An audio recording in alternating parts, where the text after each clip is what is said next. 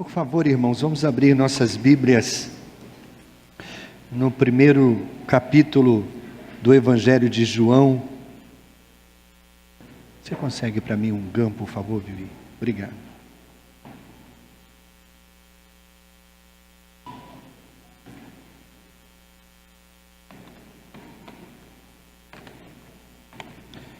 Evangelho de João, capítulo 1.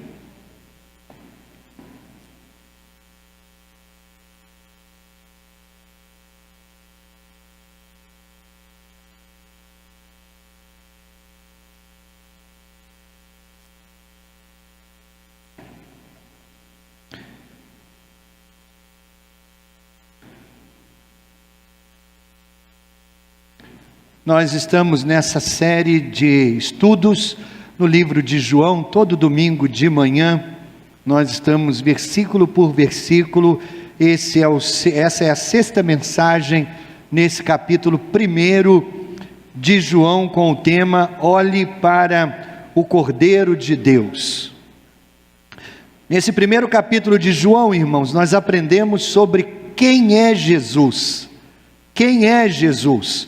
Nós vimos que Ele é a palavra, nós vimos que Ele é a expressão de quem Deus é. Nós vimos que Jesus Cristo é Deus, nós vimos que Ele é o Criador, nós vimos que Jesus é o grande Eu Sou, e na última mensagem nós fomos apresentados a João Batista, e nós vimos que João Batista é o grande Eu Não Sou. Eu não sou. Perguntaram a João se ele era o Messias, ele disse: não sou o Messias. Perguntaram a João se ele era Elias, ele disse: eu não sou Elias. Perguntaram se ele era o profeta, ele disse: eu não sou. Perguntaram: então quem você é? João disse: eu sou apenas uma voz, dizendo a todos para se prepararem para o Messias está chegando, preparem-se, o Messias está chegando. No texto de hoje, João capítulo 1, a partir do versículo 29, nós vamos ver João Batista identificando, dizendo quem é o Messias. Então vamos à leitura desse texto, João 1, 29, diz assim: no dia seguinte, João viu Jesus aproximando-se e disse: vejam, é o Cordeiro de Deus que tira o pecado do mundo. Este é aquele a quem eu me referi quando disse: vem depois de mim um homem que é superior a mim, porque já existia antes de mim. Eu mesmo não o conhecia, mas por isso é que vim batizando com água, para que ele viesse a ser revelado a Israel. Então João deu o seguinte testemunho: eu vi o Espírito descer dos céus como pomba e permanecer sobre ele. Eu não o teria reconhecido se aquele que me enviou para batizar com água não me tivesse dito: aquele sobre quem você vir o Espírito descer e permanecer, esse é o que batiza com o Espírito Santo. Eu vi e testifico que este é o Filho de Deus. Irmãos, no capítulo 1, versículo 29, João usou uma interjeição em grego para chamar a atenção das pessoas para alguma coisa. Ele disse: vejam, seria como contemple, seria como ei, dá uma olhada aqui. João estava chamando a atenção das pessoas para que elas pudessem olhar para Jesus. Então é isso que nós faremos nessa manhã. Nós vamos olhar para Jesus, nós vamos olhar para o Cordeiro de Deus, e nós vamos aprender 3 coisas a respeito dele.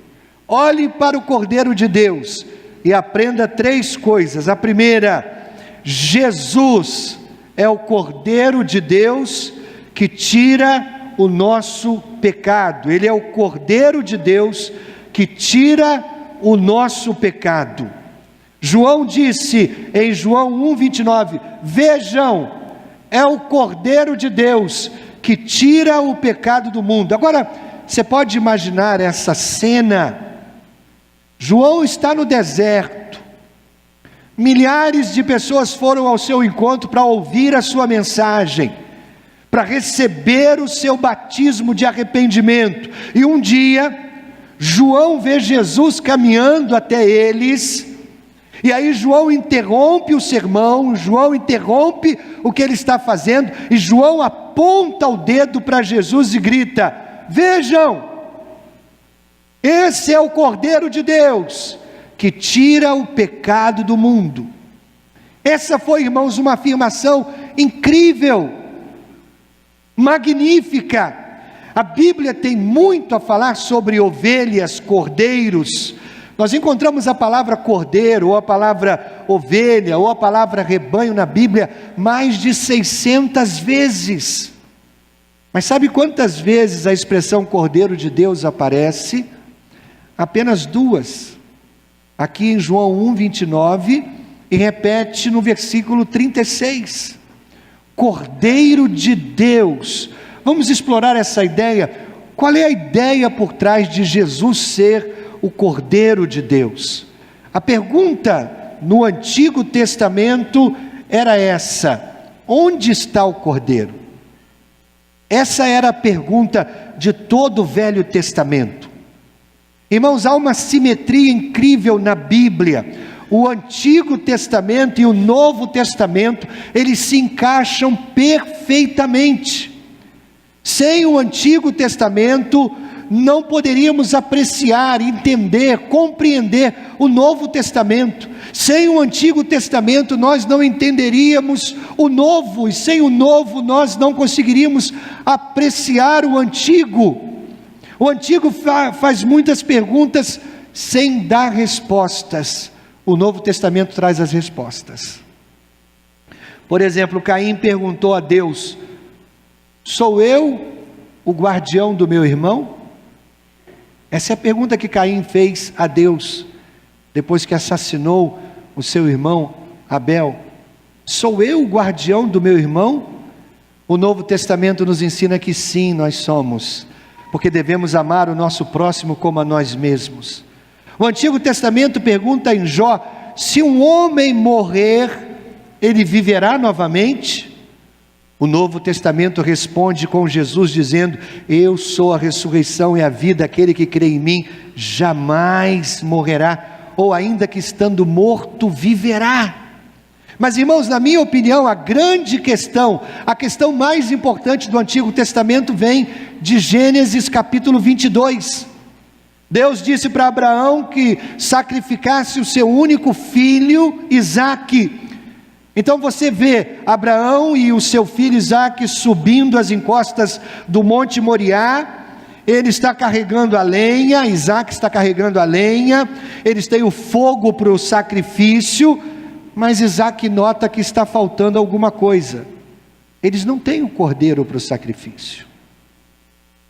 Eles têm a lenha, eles têm o fogo, mas não tem o cordeiro. Então ele olha para o seu pai e diz: papai, onde está o cordeiro? Isaque não sabia que ele seria o cordeiro naquele dia. E Abraão então poderia ter dito: bem, meu filho, eu ainda não te disse, mas você é o cordeiro hoje.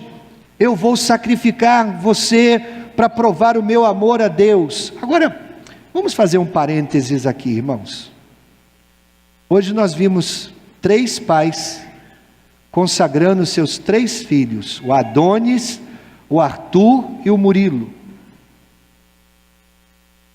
Nós estamos falando de Abraão e o seu filho Isaque, e Abraão está levando Isaque para sacrificar Isaque no altar, por amor a Deus. Uma boa pergunta para fazer nesse momento: que tipo de pai perturbado seria esse, disposto a matar o próprio filho, sob alguma noção, talvez equivocada, de que ele estivesse agradando a Deus? Que pai é esse? Como eu disse, irmãos, a Bíblia tem uma simetria perfeita. Talvez o Velho Testamento deixasse essa pergunta no ar: que pai é esse? Mas o Novo Testamento responde.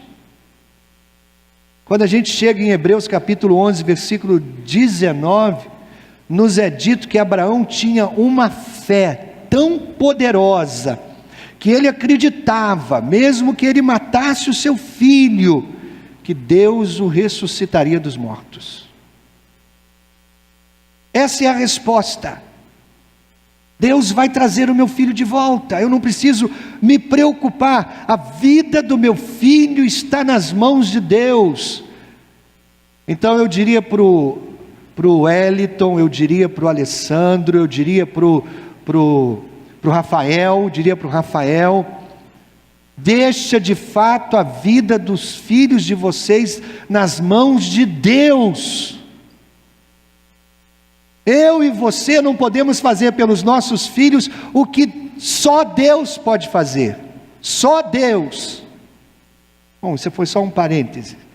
Então, enquanto Isaac fez a pergunta: onde está o cordeiro? Abraão faz uma declaração profética e ele diz assim: meu filho, Deus proverá o cordeiro. Não se preocupe, Deus vai prover. Houve um cumprimento a curto prazo dessa profecia. Quando o anjo impediu Abraão de sacrificar o seu filho, havia um cordeiro preso num arbusto próximo, e Abraão então matou aquele cordeiro como substituto de Isaque. Mas a questão do Antigo Testamento continuava: onde está o cordeiro? E aí o Novo Testamento responde: aqui está o cordeiro de Deus. Quando João Batista profere: vejam, esse é o Cordeiro de Deus, ele estava respondendo essa pergunta do Antigo Testamento. Ele será o nosso sacrifício, ele será morto em nosso lugar, ele será sacrificado em nosso lugar. Abraão disse a Isaac: Deus proverá o cordeiro. 2000 anos depois, Deus proveu um cordeiro. Aquele cordeiro era Jesus. Ele não era um cordeiro preso num arbusto. Jesus era o cordeiro de Deus preso na cruz. E nas mesmas encostas onde Abraão subiu com Isaque, naquele dia, nas mesmas encostas do Monte Moriá, Jesus morreu como nosso substituto. Agora, cada palavra dessa afirmação de João Batista é importante. Jesus não era um cordeiro de Deus. Ele era o único Cordeiro de Deus. Irmãos, por centenas e centenas de anos, os judeus haviam sacrificado milhares de cordeiros e touros, mas esse cordeiro era único. Jesus é o Cordeiro de Deus, o sacrifício perfeito. Você sabia que todo sacrifício que era feito no templo, ele apenas encobria o pecado? Ele encobria o pecado.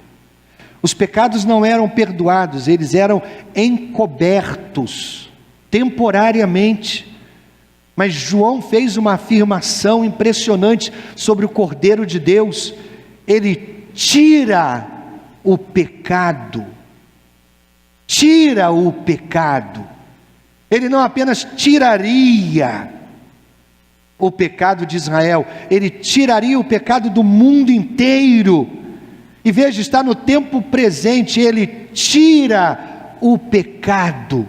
Não diz que ele vai tirar, que um dia ele vai tirar, ele tira o pecado. É incrível, irmãos, que Jesus tira o pecado do mundo, mas o único pecado com o qual você tem que se preocupar é o seu pecado. Você percebe que você é um pecador e que você precisa procurar o Cordeiro de Deus para ser salvo, para tirar o seu pecado. Eu já citei nas minhas pregações o pastor britânico Charles Spurgeon. Ele foi um grande pastor batista. Mas você sabe como Spurgeon foi salvo? Spurgeon era filho e neto de grandes pregadores. Ele havia lido muitos livros cristãos que apresentavam o Evangelho, mas nada que ele leu ajudava o seu vazio existencial. Então Spurgeon agonizou por seus pecados, e ele mesmo se perguntava se ele estava mentalmente desequilibrado, porque ele não conseguia encontrar alívio para a sua agonia por causa dos seus pecados.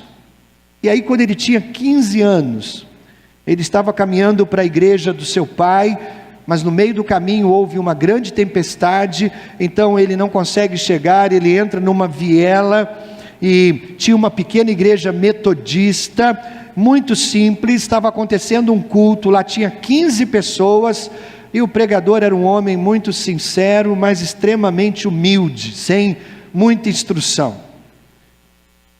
Spurgeon conta na sua autobiografia que ele estava pregando naquela manhã sobre Isaías 45, 22, que diz assim: olhai e sereis salvos, todos os termos da terra. E ele conta que o pregador disse assim: meus amigos, isso é muito simples. Ele diz: olhai. Agora, olhar não exige muito esforço, não é levante o pé, não é levante o dedo, é apenas olhai. Bem, diz o pregador, um homem não precisa ir para a faculdade para aprender a olhar. Você pode ser o maior tolo e ainda assim você pode olhar. Um homem não precisa valer 1000 libras por ano para ser capaz de olhar. Qualquer um pode olhar, até uma criança pode olhar. Então o pregador olhou para Spurgeon e disse: jovem, você parece muito miserável. Você será sempre infeliz, infeliz na vida, infeliz na morte, se você não obedecer a esse texto. Mas se você obedecer agora, nesse momento, você será salvo. Então o pregador gritou: jovem, olhe para Jesus Cristo, veja, veja, veja. Eu gostaria de ter essa ousadia de apontar o dedo para algumas pessoas, e dizer: você será miserável a vida toda, se não aceitar Jesus. Spurgeon escreveu que esperava ter que fazer 50 coisas diferentes para ser salvo, mas naquela manhã ele descobriu que ele só precisava olhar, e quando ele olhou para Jesus, as nuvens se dissiparam, ele olhou para o Cordeiro de Deus e foi salvo naquele dia, e ele se tornou um dos maiores pregadores do século XIX, porque ele olhou para Jesus. Olhe para o Cordeiro de Deus, Jesus é o Cordeiro de Deus. A segunda coisa que nós vamos aprender sobre Jesus nessa manhã, é que Deus aprovou Jesus em seu batismo. Deus aprovou Jesus em seu batismo. João testemunha dizendo o seguinte: eu vi o Espírito descer do céu como uma pomba e repousar sobre ele. No relato de João, ele não registra a cena do batismo de Jesus. O Evangelho de João não conta o batismo de Jesus. Nós lemos sobre o batismo em Mateus, Marcos e Lucas. Por exemplo, em Mateus está registrado assim: e sendo Jesus batizado, saiu logo da água, e eis que se lhe abriram os céus, e viu o Espírito de Deus descendo como pomba, e vindo sobre ele, e eis que uma voz dos céus dizia: este é o meu Filho amado, em quem me comprazo. Houve 2 milagres na cena do batismo de Jesus. Primeiro, o Espírito Santo podia ser visto descendo sobre Jesus como uma pomba. Se você já viu como uma pomba faz a sua aterrissagem, você vai entender essa cena. Elas têm uma maneira incomum de parar no ar antes de pousar. Elas vêm, elas param e pousam. Eu acredito que Deus fez isso para que os espectadores fossem capazes de entender o que estava acontecendo. O Espírito em forma de pomba descendo sobre Jesus. O segundo milagre foi a voz de Deus afirmando Jesus como sendo seu Filho. Quando a gente pensa no batismo de Jesus, existem algumas lições práticas que eu gostaria que a gente considerasse. A primeira lição: um seguidor de Jesus seguirá Jesus no batismo. Um seguidor de Jesus seguirá Jesus no batismo. Alguns de vocês hoje aqui ainda não foram batizados, porque vocês sabem que ser batizado não é necessário para ir para o céu. Sua atitude é essa assim: eu realmente não preciso ser batizado, a coisa principal é crer em Jesus, é confiar somente em Jesus para minha salvação. Ok, você está certo. Se você realmente é salvo, você irá para o céu quando morrer, mesmo que não tenha sido batizado. Mas querido, você precisa observar atentamente por que Jesus foi batizado. Por quê? Jesus diz que fez isso porque era a coisa certa a fazer. Irmãos, eu acredito também que o batismo é a coisa certa para todo crente verdadeiro. Todo crente verdadeiro. Você foi batizado corretamente? Corretamente?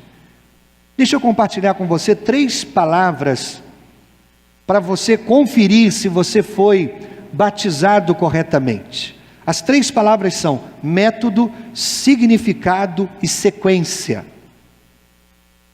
Método. Nós acreditamos que a Bíblia ensina que o método adequado de batismo é por imersão. Imersão. Ou seja, você precisa ser mergulhado na água, até todo o seu corpo ficar submerso. Imersão.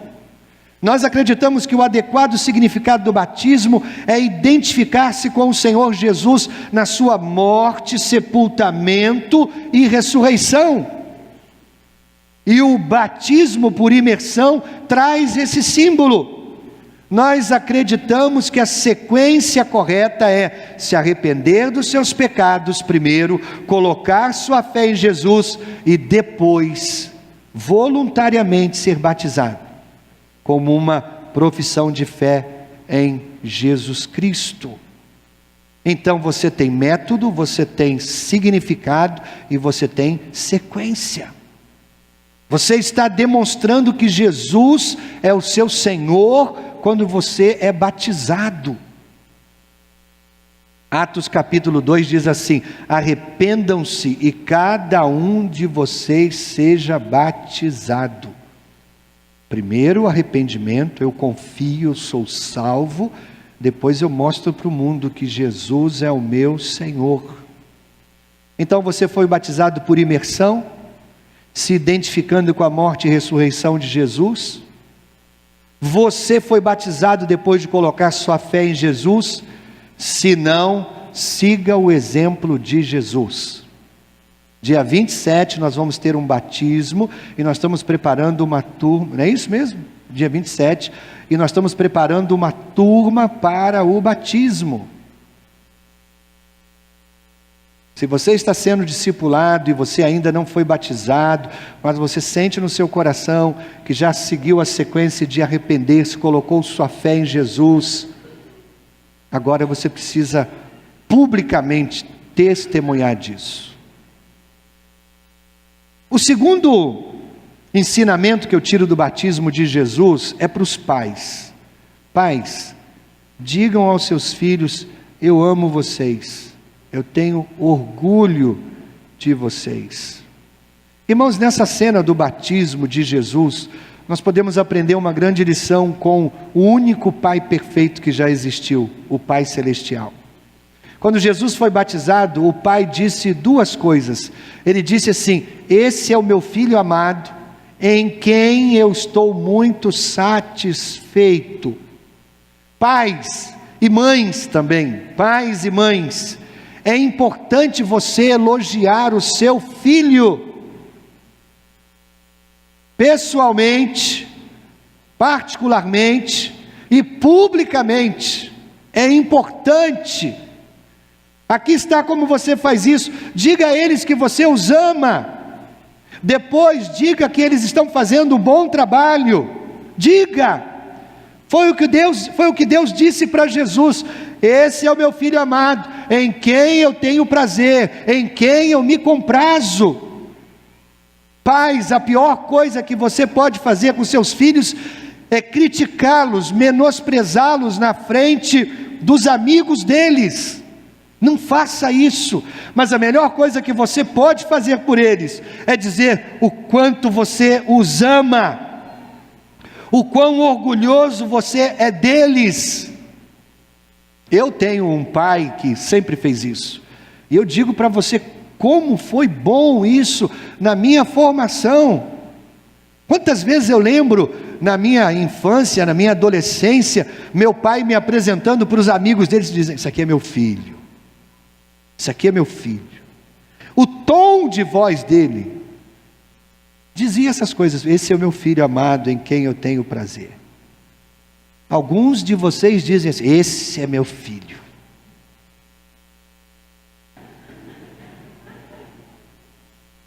Esse é meu filho? Pelo amor de Deus, elogie seus filhos, diga que eles estão fazendo um bom trabalho, que você é orgulhoso de tê-los. Meu filho, isso aqui é meu filho, meu filho. Encontre algo que o seu filho faça bem e elogie, nem que seja: nossa, como ele dorme, dorme como uma pedra, uma rocha.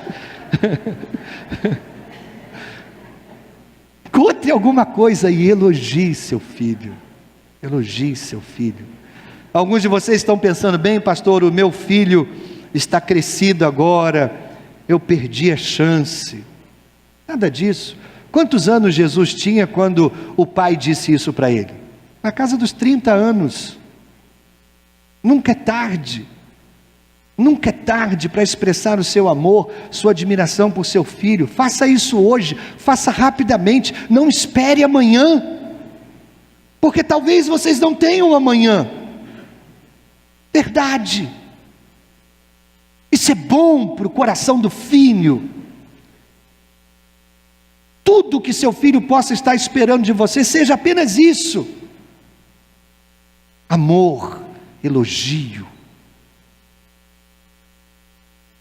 O verdadeiro seguidor de Jesus seguirá Jesus no batismo.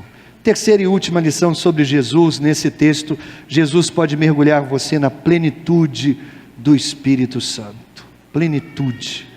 Então João apontou para Jesus: eis o Cordeiro de Deus. Ele o batizou, Deus falou. Em seguida João fez outra afirmação audaciosa sobre Jesus. No capítulo 1, versículo 33, ele diz assim: aquele que sobre quem você vir o Espírito descer e permanecer, esse é o que batiza com o Espírito Santo.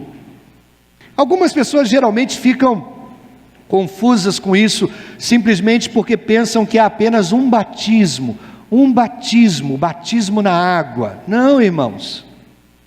Lembre-se que a palavra batizar significa imergir. Há um batismo mais importante que o batismo na água, é o batismo ou o batismo com o Espírito Santo. O batismo na água é um ato externo, simboliza a limpeza dos seus pecados, é externo, todo mundo vê, mas ele apenas toca o seu corpo. Agora, o batismo no Espírito Santo é um ato interno. Literalmente purifica a sua alma, purifica o seu espírito. Você se torna santo porque o Espírito de Deus é santo. O batismo no Espírito Santo é tão importante que ele é mencionado 6 vezes no Novo Testamento. Ele é mencionado 4 vezes no Evangelho. Pedro cita isso para Cornélio em Atos capítulo 10. O batismo com o Espírito Santo é tão importante que o próprio Jesus o mencionou pouco antes de subir de volta para o céu.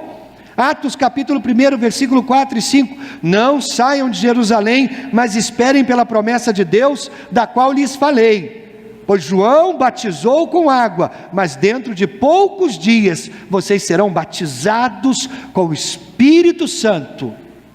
E como Jesus predisse, 10 dias depois, no dia de Pentecostes, todos os discípulos foram cheios com o Espírito Santo, Isso foi Jesus imergindo dos discípulos na vida e no poder do Espírito Santo. Batismo no Espírito Santo é você ser cheio de Jesus, até transbordar de Jesus.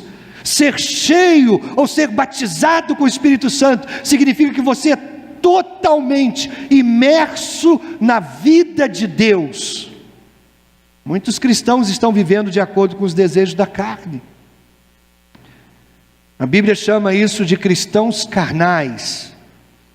Um cristão carnal é salvo? É salvo. É salvo. Mas ele não está experimentando a plenitude da alegria, da vitória que vem de uma vida cheia do Espírito Santo. É por isso, irmãos, que nós vamos realizar no próximo final de semana um retiro chamado Vida Vitoriosa. Nesse retiro nós vamos buscar uma renovação espiritual para a nossa vida, e nós vamos buscar o enchimento do Espírito Santo para sermos usados por Deus, para vivermos a vida cheia, plena, que Deus quer que a gente viva. Por que muitos cristãos vivem uma vida derrotada? Porque não estão cheios do Espírito Santo, não estão cheios da vida de Deus. O retiro espiritual Vida Vitoriosa nos conduz em passos para que a gente seja cheio do Espírito Santo e viva a vida de vitória que Deus tem para que a gente viva. Você não precisa viver uma vida derrotada, fracassada. Você pode viver uma vida cheia do Espírito de Deus, com o poder que vem do Espírito de Deus, para você viver tudo que Deus tem para você viver. Um cristão carnal é como uma pessoa que pegou um copo da água da vida, apenas um copo, derramou sobre a sua cabeça, só isso. Mas um cristão batizado no Espírito Santo, ele pulou de cabeça numa piscina cheia da água da vida, e todo o ser dele é cercado, é coberto, é apoiado pela vida de Jesus. O que nós queremos com o retiro espiritual Vida Vitoriosa é dizer para as pessoas: vá em frente, mergulhe, permita que Jesus o encha com seu Espírito Santo, para você experimentar uma vida vitoriosa em Cristo. Em Cristo. As mulheres são mais sábias na busca por Deus do que os homens. São mais sábias. Desde a abertura das inscrições para o Vida Vitoriosa, e nós anunciamos como um retiro de renovação espiritual, desde o início as mulheres ocuparam todas as vagas. Não há mais vagas para as mulheres. Mas os homens são tão lentos. Tão lentos. O batismo no Espírito Santo não é para o propósito de purificar você do pecado. É preparar você para viver uma vida de vitória. De vitória. Então semana que vem nós vamos fazer esse retiro, e ano que vem nós vamos fazer esse retiro várias vezes, com vários grupos. Eu gostaria muito de pedir à igreja que esteja orando, por favor, orando por isso. Lembre-se, nós queremos que as pessoas vivam uma vida cheia de Deus, uma vida de Deus. E a gente precisa buscar um pouco mais o Senhor. Buscar um pouco mais. Está à nossa disposição. A gente precisa ir lá e se servir. Ir lá e se servir. Então talvez, se você, homem, talvez se você esteja aí agora sendo tocado, eu quero uma renovação espiritual, e você tem disposição para um retiro que começa sexta-feira à noite, termina domingo, no primeiro culto. É um retiro, é um tempo. Acho que ainda hoje dá chance de fazer inscrição, né? Depois do culto nós vamos ter uma reunião. Onde é que vai ser a reunião? Lá no multifuncional. E talvez haja vaga ainda para você, homem. As mulheres, mas homem, nós temos ainda algumas vagas. Vamos orar? Curve a sua cabeça, feche seus olhos. Olhe para o Cordeiro de Deus. Jesus é o Cordeiro de Deus que tira o pecado do mundo. Siga o exemplo de Jesus, ele foi batizado. Submeta-se ao batismo. Jesus pode encher você com o poder do Espírito Santo. Ele é o que batiza com o Espírito Santo. Você precisa buscá-lo.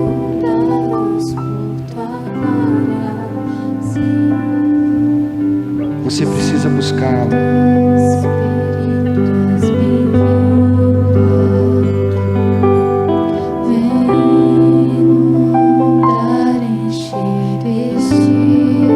Que tal se você pedisse: Deus, enche meu coração com a tua presença.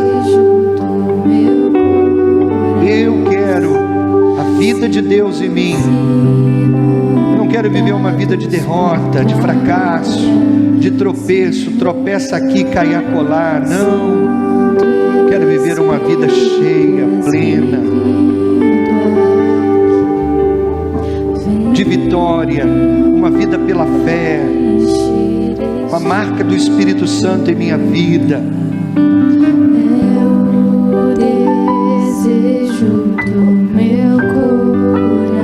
Dá-nos a tua bênção, Senhor.